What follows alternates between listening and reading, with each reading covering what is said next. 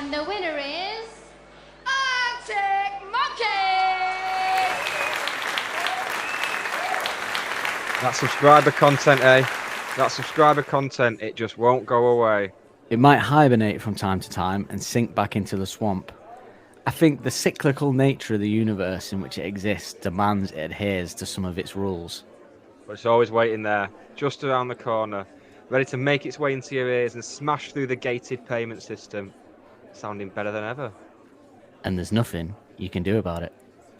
Benefits such as getting ad-free episodes a week early with pre- and post-show chat relating to the monkeys, last Shadow Puppets episodes, bonus podcasts, watch-alongs, plus helping us improve our sound with better equipment and services. Yeah, this podcast seems like it's fading away sometimes, but with subscribers, it will never die. Thank you very much for listening. We do truly appreciate it. Don't take that the wrong way. Yeah, we'll invoice you for the subscription if we need to. We're Arctic Monkeys. This is Don't Believe the Hype. That rock and roll, eh? Ladies! That sound means it's the end of the round. Time for the bonus question. Cheers, dude. That man just yawned. What do we call it, Don't Believe the Hype. Hello and welcome to Don't Believe the Hype, the podcast that has now finished talking about the first two Arctic Monkeys albums, so probably call it a day now. Someone on Twitter said everything after the first two albums is shit, so... And if I'm going to listen to the opinions of anyone, it's Johnny 10 Numbers on Twitter. Same lineup every week on here. Me, Nick Lee, and that place on memory lane you like still looks the same, but something about it changed. It hasn't. I've checked. He's still there. You know, if it walks like Dan Holt, if it talks like Dan Holt, and it shits like Dan Holt, then it's probably Dan Holt. It is. It's Dan Holt. Hiya, Dan Holt. Hello. Yeah, it is. I am Dan Holt. Was veering very closely into Steve Holt territory there. Steve Holt. Yep, that's something I said that Dan I get Holt so many times. I don't think it's real. Dan Holt. I don't think No. your name's real now. You know, you say No, so many times. the funny thing with me is I had a different last name at school for various reasons, and it's a horrible With last name. distinction. And then as soon as and I didn't know, but it was a horrible last name. And then when I left school, I found out I could have this last name, and I took it. And it's such a good name. I don't mind my name, Dan Holt. I like the way it sounds. But the name I had was horrible. So I feel like if I'd gone to school with that last name, my whole life would have been different. I genuinely think that for the better. I think I would have been perceived in a different way. I don't know. You know, I think if I'd not allowed like teachers You've got a great and name, so family to call me Nicholas until I was like 16, then I think my life would have turned out different. Nick But I Lee's a didn't good push name back as well. enough. Good It pairing. is, isn't it? It's like It's a good it's like, pairing du-du, as hosts. du-du, Nick Lee, Dan Holt. du-du. You could see it in lights. Nick Lee, Dan Holt present. I mean, it'd just be some sex show in Amsterdam. But other than that, Your top 10 favourite sex offenders on ice. live from Strange Rose Prison. But no, getting the sex offenders in earlier. No, now you've reminded me. I haven't been able to get some. Oh, you don't want to get them out early unless they've passed the parole. Yes, people can change. Yeah. But They they probably don't. No, yeah, but I'm here. I was going to say something else. I'm here. No, you're not. No, I can't say it, kind of. But unfortunately, you're probably thinking right now, I wish I hadn't picked up this podcast and press play, because what are they on about? But I'm afraid if you found this, it's probably too late.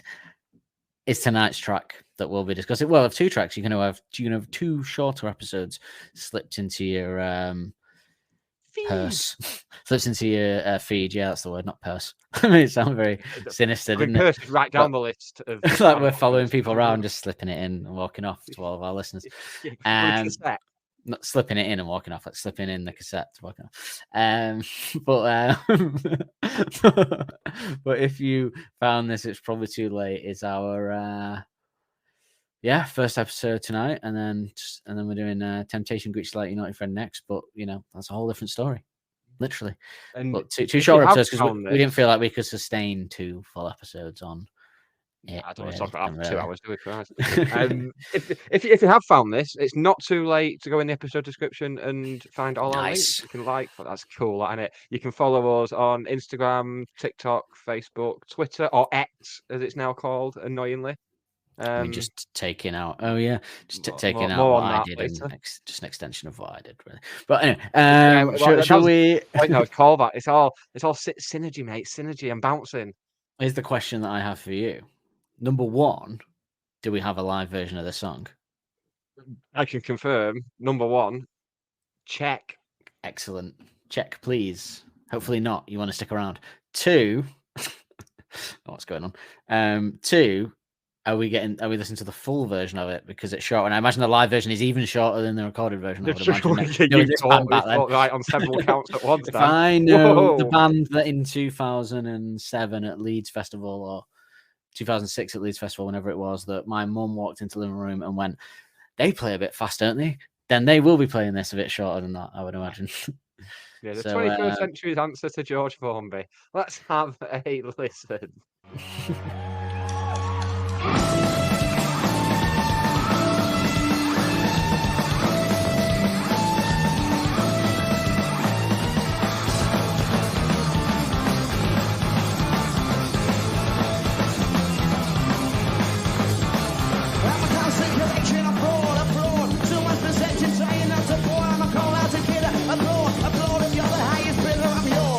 You pick one up a betting set, and when I show the etiquette, I'm always the alphabetic set. And when I show the etiquette, and if you found this, it's probably too late. Clinically cynical, I relatively hate if you found this, it's probably too late. And those in a pinnacle are running out of mates if you concentrate on being out the club. Not sure already, but probably rough.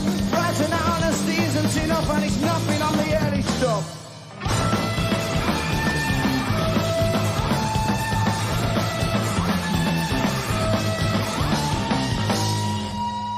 The original savory drink.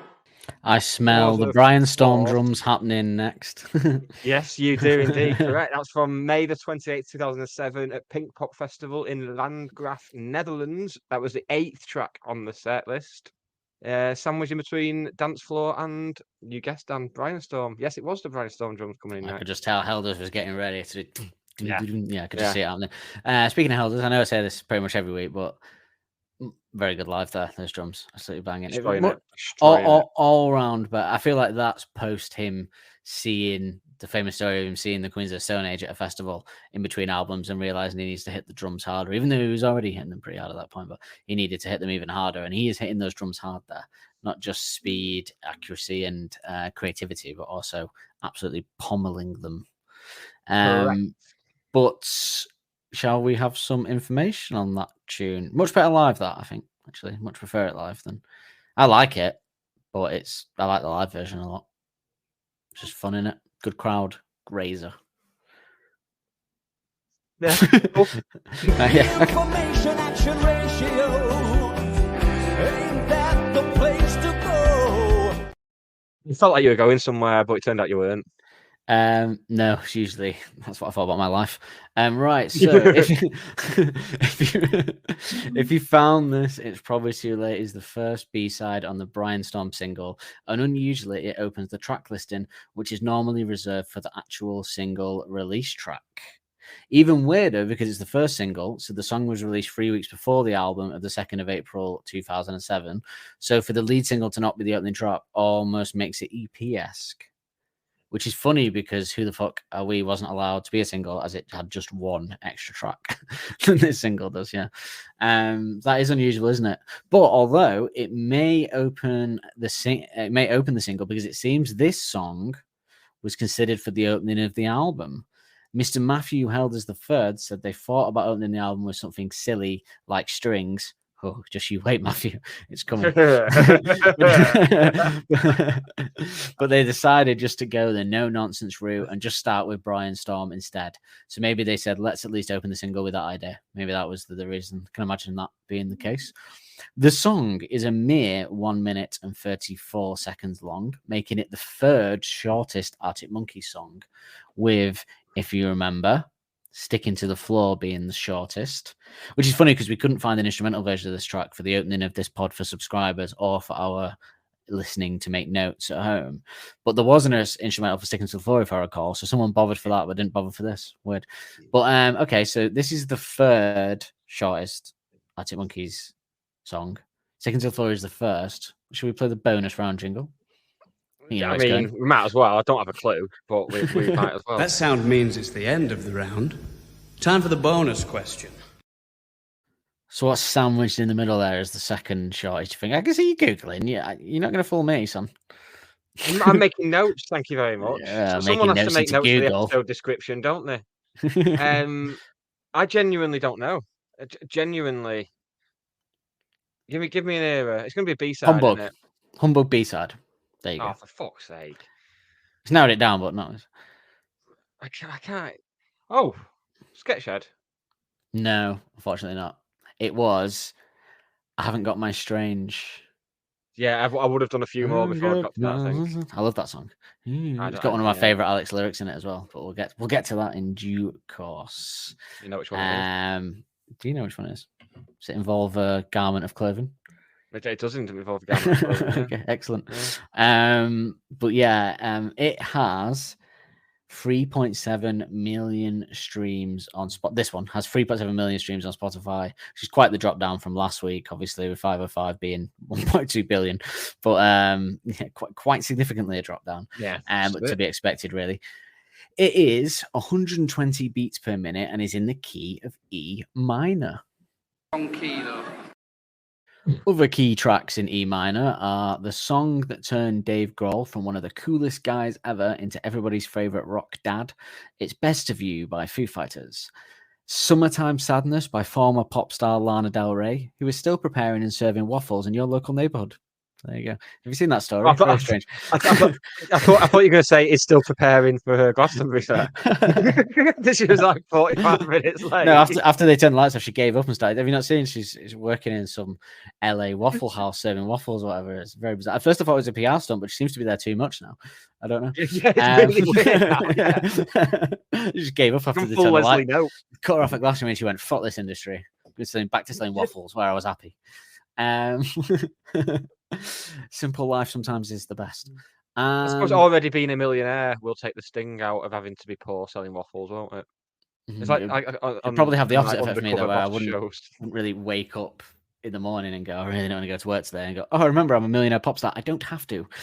That's probably what, yeah. And lastly, the song that haunted anyone whose friend thought their mum was attractive, Stacey's Mum by Fountains of Wayne. Funny, was it? Years of therapy. Is that funny, is it?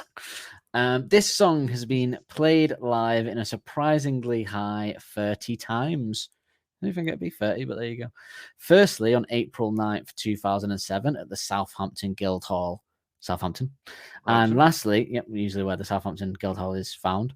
And lastly, June 1st, 2007 at Rock AM Ring Festival. So it lasted less than 2 months in the set, which, to be honest, is a good innings for this type of songs. If you ask me, Nick, to be quite honest with you, I think that's a good outing. He gave it to the Europeans as well. Like Germany getting it for Rock am Ring, like the Netherlands getting it for Pink Pop. It's like they knew back then already that the continentals would appreciate the change of direction more. They knew. Yes, because that is true. Yeah. No further information for this one, but I discovered this Radio X article titled "Why You Need to Let Go of the Old Arctic Monkeys," which is very on point for what you just said. Funnily enough, without you realizing it. Article. Radio X might redeem yourselves here. Why You Need to Let Go of the Old Arctic Monkeys by Jenny Mensah, and I quite liked it. So, unrelated, although perhaps maybe not unrelated, given the lyrical content of this song and what you just said as well. So they've said, and this was a recent article before they did the Emirates. So they said, however, some fans have noticed Alex Turner sounds slightly different on stage when the frontman choosing to change up the tempo and cadence of the melody to some of the band's classic tracks. While the band are offering plenty of tracks from across their early days, some fans still bemoan having to sit through their works from 2022's The Car and 2018's Tranquility Base Hotel and Casino. To those still shocked that Arctic Monkeys have changed their sound or that Alex has changed up his performance style somewhat, then we've got some bad news for you. The Arctic Monkeys of yesteryear are long gone and are never coming back. They are probably never going to look and sound like they did when they released their debut album in 2016. In fact, they'll probably never make another album like 2013's AM if they can help it. Very true. Luckily, we have great news. If you're desperately trying to reconcile how the bands once were with how they were today, with how the band once were with how they are today, we have the perfect solution. Don't bother yearning for the naughties, rascals who release whatever people say, and that's what I'm not, because they don't exist anymore. But how do you let go of your feelings of anger, resentment, and betrayal when your favorite band changes things up? First of all, let's use some good old-fashioned common sense. When Arctic Monkeys first formed in 2002, their quick-witted frontman would only have been around 16 years old. Now, we're not sure about you, but we were pretty bloody useless at 16 and had little to no life experience at all. I like this. This is exactly what I've been saying for you. Well, who's this Jenny? She could be mates with us. Should we get her on? So I'll message her and get her on. When the band released their debut album in 2000, not for nefarious reasons, just because she sounds like we'd be good friends. When the band released, I didn't think it was for nefarious reasons, but now you've said. Yeah, but I feel like whenever you're involved, because you've got the stench of a single man, that I have to kind of subdue. Like, people know I'm not, but when the band released their debut, I found Jenny on LinkedIn anyway. So that was quick, wasn't it, for someone that wasn't being creepy? When the band released their debut album in 2006, I was also on Twitter. 20. Okay, so our early 20s were absolutely class. For most of us, this meant less stress, less money worries, more time in your hands, and a lot less responsibility. But can you really ever imagine going back? Or can you imagine anyone telling you that you had to stay exactly the same as you were back then? It's hard for most people to imagine looking the same, acting the same, dressing the same, or even talking the same as they did over 15 years ago. So why do we expect it from our bands? Plus, throw in a few life-changing experiences, such as traveling the world, playing its biggest venues, working with some of the biggest musicians on the planet, and having kids, all but Alex Turner have become fathers. Is it any wonder that they've changed? If we assume that no one really expects Arctic Monkeys to be talking about pulling in nights out in Sheffield, then let's tackle the music instead of its lyrical content. What if you coped with the albums that followed after their debut, but you think it's all gone a little bit too far? Well, to be honest, you've got a fair point. The Car and Tranquility Base are a far cry from Favourite Worst Nightmare, Humbug, or even AM. If you've given their new material Good Old Girl, you're still not keen, that's fair enough. But have you considered the idea that their best work is yet to come? Oh, I like this. After all, if Radiohead would have stuck to their winning formula after the Bends in 1995, they probably would have ended up being just another post-Britpop indie band. And even when we thought they'd peaked again with the acclaimed OK Computer in 1997, they completely shocked us with Kid A, and the incredible game-changing In Rainbows 2007 speaks for itself. Love them or loathe them, their ability to change things up have given them a longevity they may have never experienced if they didn't flip the proverbial script with their loyal fans. If the Beatles started as they meant to go on, they probably would have just stayed as a regional beat group playing old school R&B toe tappers in and around Europe. Instead, they diversified, changed up their sound, experimented with new recording techniques, and transformed the world when it came to music, fashion, and even politics. By 1965, Bob Dylan was hailed as the spokesman of a generation and deemed one of the leading voices of the American folk revival. But when Robert Zimmerman went electric, there was a mighty uproar from the fans and the critics alike. Despite the backlash at the time, Plugging In paid off for the Nobel Prize for Literature-winning singer-songwriter who continues to be a legendary icon. We think that's what you call having the last laugh. If you need any more obvious examples, then see David Bowie. Sticking to a formula has its merits, but if we want Arctic Monkeys to achieve legendary status, we've got to let the old idea of them go. This means accepting that we might not like their music or their performance style all the time. Some of us will go with them on the journey, and some of us will get off at this stop. But isn't it more exciting than just knowing what to expect? Just like our 20s, we still have the music and the memories to look back on, but we largely accept our lives aren't the same. Growing up is hard to do, but we've all got to do it. So why not just let Alex, Matt, Jamie, and Nick get on with it? I like that. And what ties into my the best is yet to come, that they're working towards a legendary status album. Like, I think they've got another AM in them, but not AM. AM big, huge album than AM in them in terms of an album of like songs that will go down as, and they've already kind of got that, but kind of like an album that will go down as like the way people talk about OK Computer and the Beatles albums and things like that. Like, you know, I think that's coming. I genuinely think that's coming. I could be wrong, but just enjoy the ride. As everyone gets upset, that's what she's saying, really. I like that. Good article that though from Jenny Menser. It almost helps me get over the fact that her Twitter is full of her commentary on Love Island. You've ruined that now. Yeah. Yeah. But her Instagram is. You've ruined her opinion now. Yeah. You know, a lot of people like Love Island, ironically, so let's give it that. Shall we play the reviews? They do, don't Jingle? They? It's mad, isn't it? Let's go mental. Yes, let's.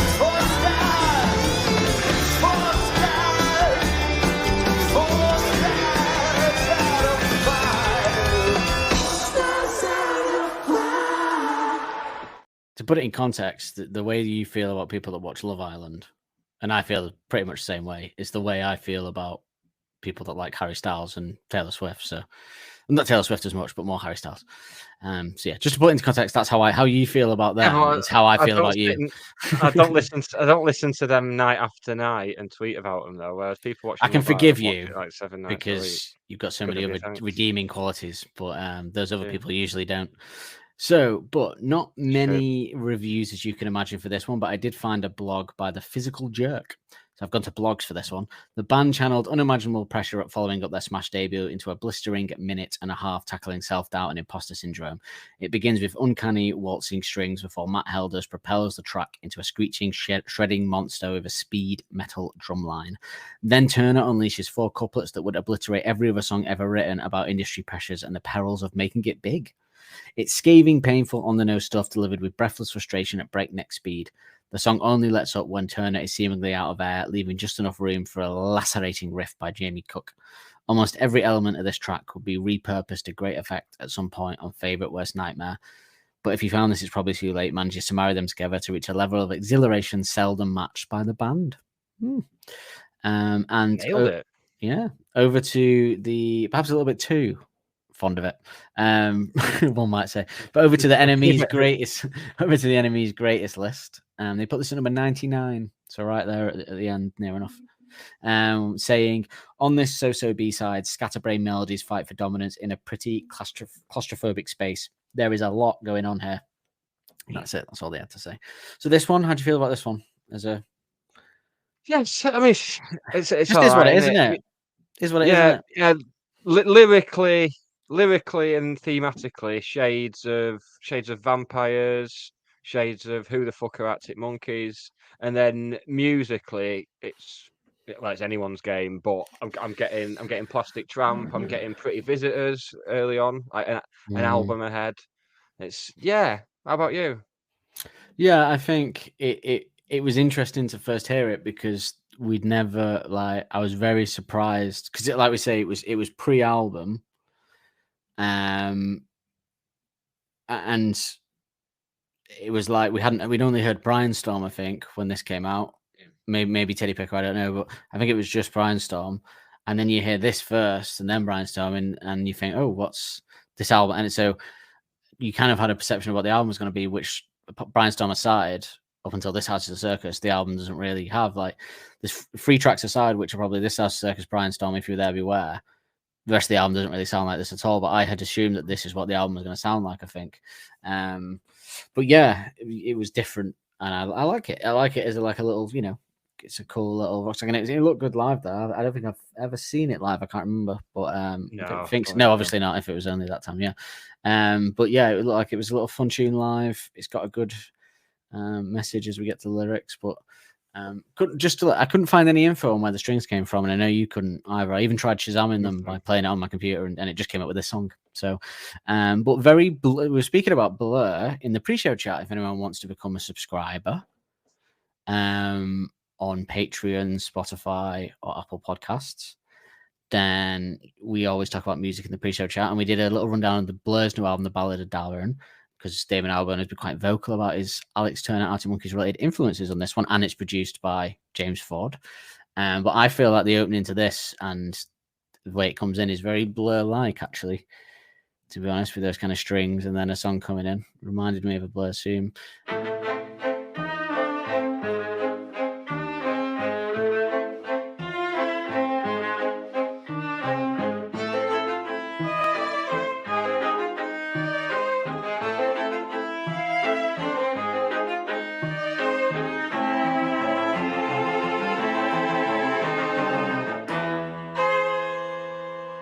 Helder Scream and Countdown there, little cheeky Helder Scream you get.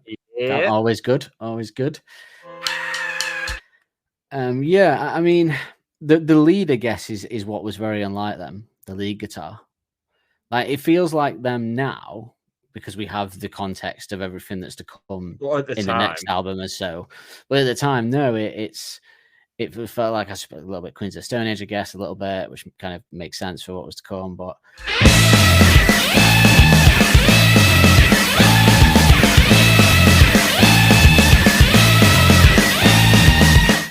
The actual riff for the verses, though, when it changes from that opening to the is very them, though, isn't it? It's just a bit heavier than like Brianstorm. It's just like Brianstorm, isn't it? Really, that kind of thing. But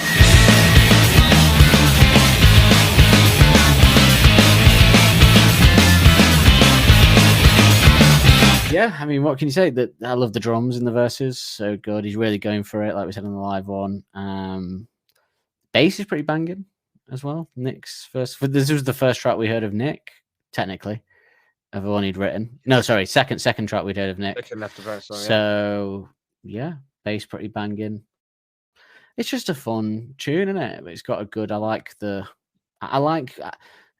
time I liked the sound, and I was like, oh, this is interesting. And now going back with the context of everything that's came, I like it even more because I go, oh, okay, I can see this is the band that are about to become Humbug Band and so on. So yeah, nothing bad to say about it. It's short, sweet, and to the point, I guess.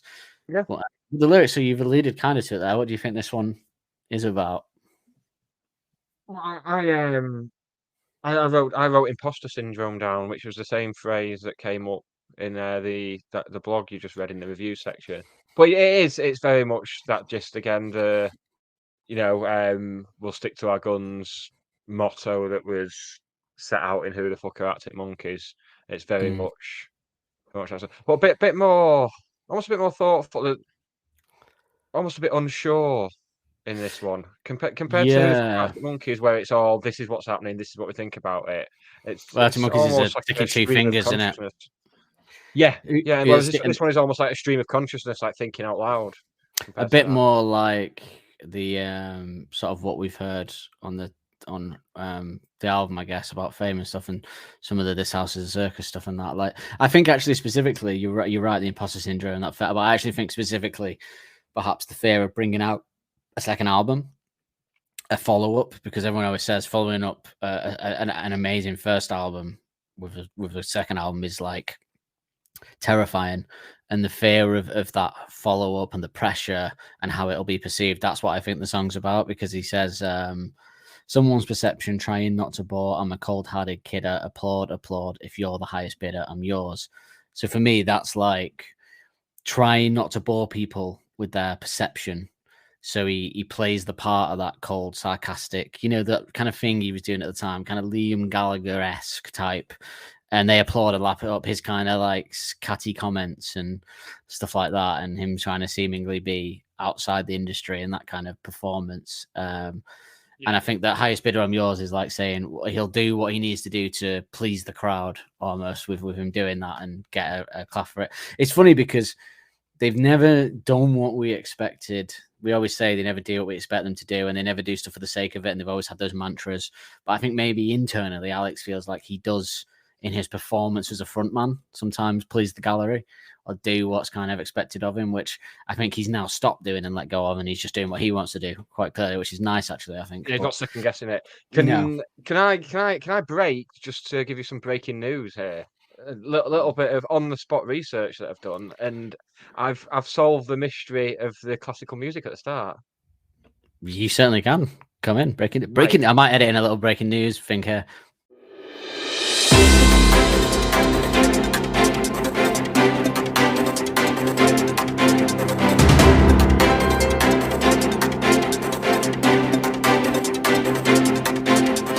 So, a search for the lyrics on Google, and then a scroll to the bottom says songwriters Alex Turner / Jules Buckley. So I thought, oh, I'll Google Jules Buckley, and it brought me to a Wikipedia page for Jules Buckley. And yeah, sounds familiar. Jules Buckley, born 8th of January 1980. It's so similar age to the band. I'm thinking of James Buckley, I think. You are thinking of James Buckley, yeah, probably. But it's not James Buckley. Completely right. He's an English conductor, composer, and arranger. So he was part of the Heritage Orchestra, where the intention was to feature an orchestra in a music club setting. He's done loads of cool stuff with, like, he's been creative artist in residence with the BBC Symphony Orchestra, done stuff on Radio 3. But the most interesting part is his discography.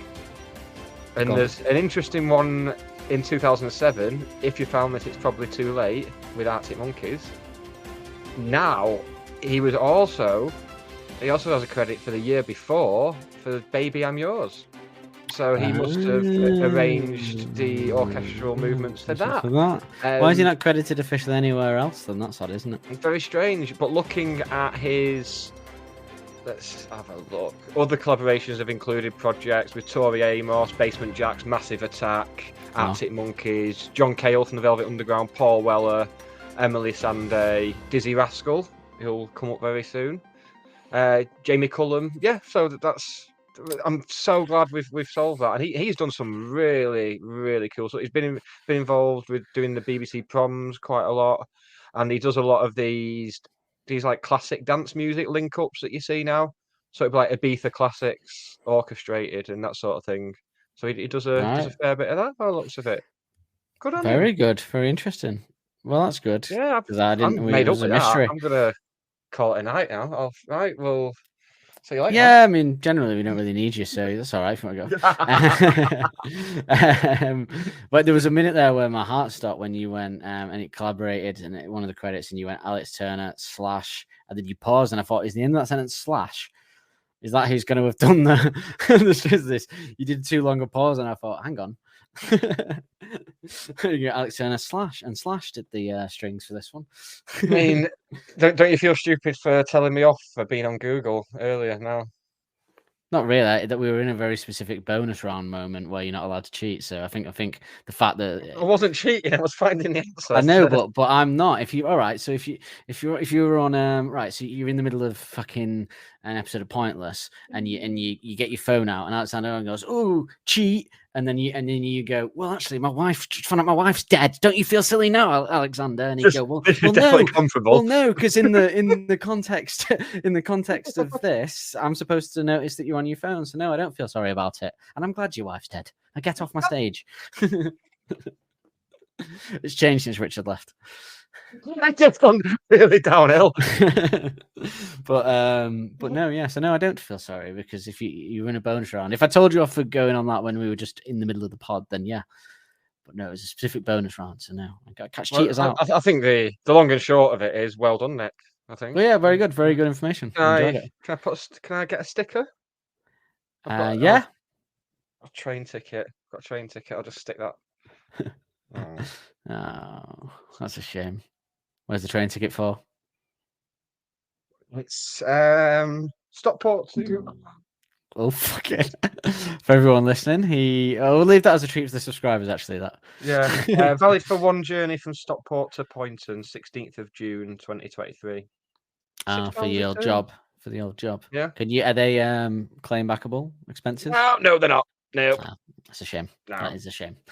So anyway, I was saying that the very good. That's cleared something up. That's because that will have nagged at me. That so, probably a lot of people knew that either, because I searched Google for that and I didn't spot it. So probably quite new information for a lot of people. Although I'm going to tell you what, your t-shirt's very distracting tonight. It's making some strange patterns in the camera, and it keeps luring me in. It's like a magic eye. It's like one of Miles Kane's videos, or what it looks like imagining Miles Kane's bedroom when he turns the lights off when the women enter. Yeah. And he's just ceiling starts revolving bed like Austin Powers. Oh no, it's not revolving. It just seems like that once you've got back into it. She's revolving. But takes effect. But no, he's for the he does his performance as the front man is in his performance as the front man, it's a lot like being a stand-up, I suppose, where you project in a personality that isn't necessarily you, on the stage, and maybe he's rejecting that. But then he says, you figure out pathetic sets, we're not sure of the etiquette. We think out pathetic sets, we're not sure of the etiquette. So is that literally them figuring out sets? Like that have gone bad, pathetic sets, and thinking them out and figuring out how to make them better, and they're not sure of the etiquette of what they're supposed to do to appease a crowd handle or something like that. Is that I suppose that they were at a point where they didn't necessarily have that many songs either. So I mean, I don't think many crowds were turning on him, to be honest. I think it was in his head, but oh yes, it's definitely in his head. Yeah. But the basic, because Oh, this would have been pre-Glastonbury, to be fair, because he referenced it at Glastonbury, didn't he? So, and people thought we didn't have enough tunes to headline. No, Gallagher, specifically. Twat. But his shit eyebrows and his shit music and his shit opinions and just being shit. Yeah, they would have, because this would We have are been starting in a between- Oasis podcast now, I'm joking. just in time for the reunion. I mean, someone should. If you don't, ITV will. I'd rather not, to be honest. I don't think the Oasis fans would enjoy hearing me go, I don't like that one for 4 years. And if you, I mean, because too much of a chorus though. Because as a fan podcast, you really have to genuinely be positive as a fan podcast, because that's the whole point. And luckily, that's why you only do it about bands that you really love. But yeah, no, I do think that. And then he says, and if you found this, it's probably too late. Clinically cynical, hereditary hate, which I really love. I always want to say that. If you found this, probably too late. Clinically cynical, hereditary hate.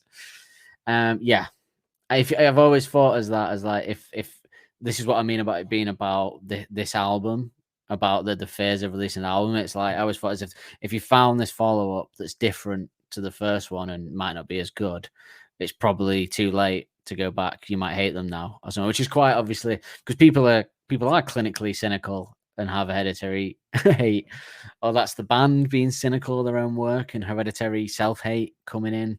Self-loathing, self-doubt that we all have. Do you know what I mean? I imagine he's being clinically cynical, and he's got some self-hate, perhaps. It's also a bit meta as well with the if you found this, it's probably too late. Saying like, well, if you found this song and listened to it, then we've already recorded and released it. We've already done the stuff we were worried. Everything we were worried about, we've had to press forward and do it. Yeah. So it's like finding a little note from past Alex. Yeah. Not a suicide note, just a normal note. Just a normal note. Not as good as the note he wrote to Alexa though. That's the pinnacle of an Alex note, isn't it? Yeah, very sweet. I'll cry. Yeah. I've got that saved to send to someone one day. One day I'm passing that off as my own. One day. And then they'll find out and they'll dump you. That'll be the tragedy of it, because the one amazing thing that you did for them was forgery. And I guarantee she'll be the one as well. She's the one. Again, maybe why it was considered as the opening of the album, because it's about that, this whole era, I suppose. It's a mission statement being set out dead early on. You know what? Kind of a bit like an early Sculptures lyrically as well, because that kind of says about being incredible news. About the what's the line? Well, your horrible new sound. Yeah, it's a bit of self about the tranquility, perhaps, and that kind of time. So it feels like a bit of this era version of that. Yeah, bit of self doubt. And it says approaching the pinnacle and running out of mates. So do you think that's like, is it if you found this album, you've heard the new stuff, and you don't like it, you think they've reached the pinnacle of their success with the first one, and now all the posers, the hangers on are disappearing if this album doesn't go down well. Yeah, which I imagine is what happens. That's the thing. When you're the big thing, once you're not the big thing, they all fuck off, don't they? But luckily, Arctic Monkeys rode that wave to the top, baby. Now they're not coming down. How wrong he was, I suppose, about this album's reception and this being the pinnacle, perhaps, because this album, I think, certainly went down a Brianstorm. Without a doubt, it did. If we concentrate on being off the cuff, not sure already, but probably rough, frightened that honesty isn't enough and it's nothing on the early stuff. So again, it's like, is it like, so like we're just off the cuff about stuff and just doing a lot quickly? It's almost like they can't face any downfall if they just do it all off the cuff. They're just doing it as they go. And like you said, propelling themselves forward, doing what they've got to do. And they might not be ready to launch this, but it's at least rough, it might not be that they've done what they can to get it as good as they need it to be. And then I suppose the frightened that honesty isn't enough is like scared that just being honest about everything and doing it your way won't be enough in this industry. You have to play the game. And they were kind of like the last band that didn't play the game. So, they're a bit worried about that. It's nothing on the early stuff is a very astute observation of what people might say and critique them even to this day. Like, lyrically, this could have been on the car, this album, lyrically.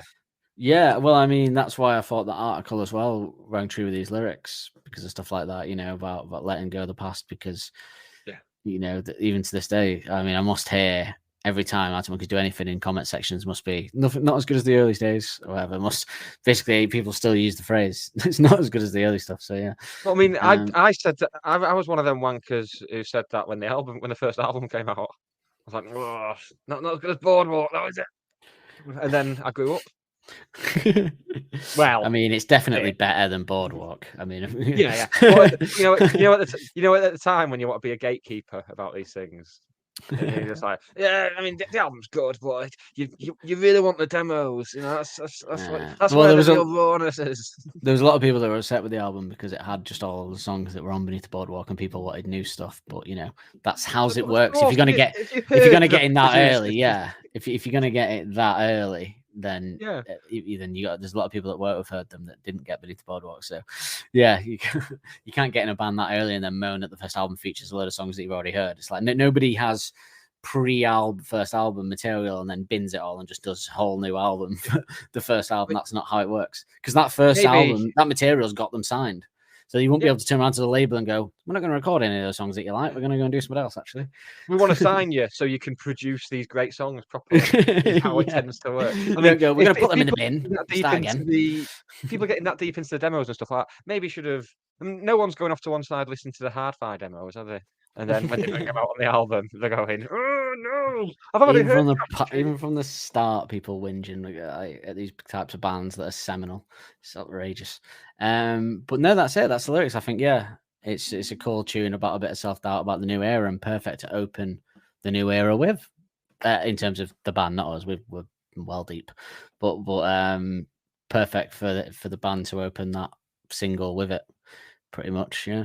The first CD you got. When we had CDs. Should we do our favourite lyrics of it then? Or whatever? Yeah, this will take a while to sift. Too busy with the mind on clever lines. Probably frightened that honesty isn't enough and it's nothing on the early stuff. I like that. Same. It was either that or clinically cynical hereditary hate. I do like the way that he does that, because I'd find that quite hard to do that fast, isn't it? Yeah, I'd find that really hard to do that. Very Pretty Visitors. Very. Yeah. A favourite musical moment? Should we do? Favourite musical moment? Mad sounds in your ear that make you get up and down. It's the drums, is it not? Probably. I'm going to say the lead guitar, though, because that's the thing that stands out when I think of the song, though. But the drums and bass do nail it. So, but the lead guitar, to give Jamie, is it Jamie? I think it's Alex. It might be Alex on the lead in this one. Jamie's Juice, but I'm trying to think from the video we just watched. But I think it was play 5 seconds of it just to clarify. Oh, I've deleted it. Fuck's sake! Oh, bloody hell! Oh, sorry. I'm pretty sure it was Alex actually, but yeah, I think it was. But either way, give them both the credit. But anyway, well bloody done, lads. You've got a great future ahead of you. And don't worry, everyone, because that is the end of this episode. But you're probably thinking 45 minutes. My God, they finally tightened it up. Well, no, because then you'll auto play into the next song, won't they? Should we just leave it at that? There's no point saying bye. Should we just go auto play into the next song? Next song, auto play into the next. How they have podcast. It sorted on Spotify, though, doesn't it? Because if you have like the newest podcast at the top, then it plays down the list. I've noticed. I don't handle people that do that. I switched it around. It creeps me out that I have to have it in downward order, so I have to have the newer stuff down there at the bottom. Same. That's the right way to do it. Yeah. Yeah. Why else would you make a podcast interface that goes the wrong way through them when you sort it? I don't understand it. Yeah, it's like sort of nails on a chalkboard, that for me. But I'll add that to my list of things I don't understand, like Apple Podcasts, which I it. would say is the better, even though more people use Spotify, I think generally, because it's worldwide. Obviously, you have to have an iPhone to have a podcast, but generally that system is that it plays the thing and then it queues up. It doesn't autoplay, but it queues up your next, so it'll pop up your next one to listen to that you haven't listened to, your newest one in your feed. And you can either choose to play it or you can go to your feed and pick a different one. But I like that setup. Just auto plays, that's a good one. But yes, Spotify is an odd one because it's like because we listen to these track by track, and like today I listened to If You Found This, it's probably too late. It doesn't just play into, because I found the song individually and clicked it. It doesn't just play into Brianstorm. It then just like it brought up like this house is a circus, and then after that it'll bring up like DMAs or something. Like I don't know what the strategy is. Like it'll just go boom, boom, boom, boom round. This sounds similar. Here we go. Yeah, like a sort of pinball machine. Their algorithms. I don't know. Yeah. But no. So we're just going to transition, and hopefully you. You were these days, how you said it. After you started the pod. But you word according to the people that get shoved into my Twitter feed, despite me never interacting with them. And again, we're on the right side of this argument, right? We're not on not the right wing side. The right side. I'll tell you what side I'm on when we're off air. They need telling, Dan. The right wing. Just for the avoidance of doubt. Yeah. Just so we don't get destroyed. Yeah. Sometimes I skirt the fine line between performance art and actual bigotry, and it confuses people. And then using the word skirt as well during this conversation is confusing as well. So yeah, feels trouser, skirt, whatever makes you feel free, whatever lets the boys breathe or girls. Temptation greets you like your naughty friend. Coming up next. Bye everyone. Bye. Don't Believe the Hype is hosted and produced weekly by Nick Lee and Dan Holt. The music used in the titles is royalty-free music courtesy of Les FM. Don't forget to subscribe on your podcast player of choice to be notified every Wednesday when a new episode is released. And if you want to help us out further, be sure to like and review to help make us more visible to like-minded souls. We will see you next week with more of the same.